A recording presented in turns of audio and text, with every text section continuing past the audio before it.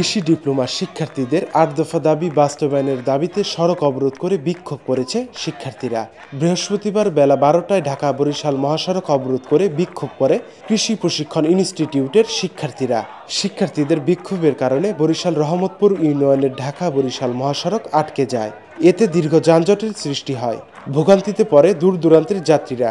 শিক্ষার্থীরা জানায়, তাদের দাবি মেনে না নিলে সামনে আরো কঠোর কর্মসূচি দেওয়া হবে। ৩ দিন থেকে ক্যাম্পাসে অবস্থান করছি। 3 দিন থেকে আমাদের কোনো প্রকার নোটিশ দেওয়া হয়নি। এই জন্য আজকে আমরা মহাসড়ক অবরোধ করেছি।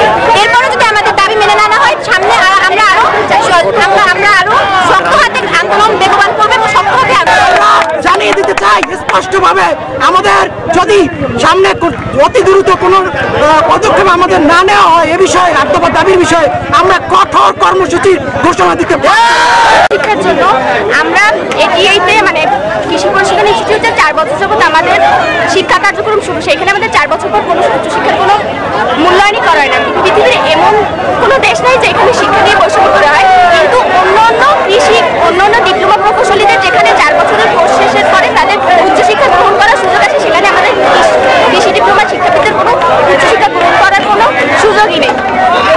আমাদের আজকে ৮ দফার দাবি চলতেছে, এই দাবিগুলো তারা মেনে নিক, এটাই আমাদের এটা আমাদের হক এবং এটা আমাদের প্রাণের দাবি। এটা মেনে নিলে ইনশাআল্লাহ যদি মেনে নেয় তাহলে আমাদের জন্য খুব ভালো, আমরা আমাদের উচ্চশিক্ষা অর্জন করব। নাফিউল লিকসন, দৃষ্টি ২৪।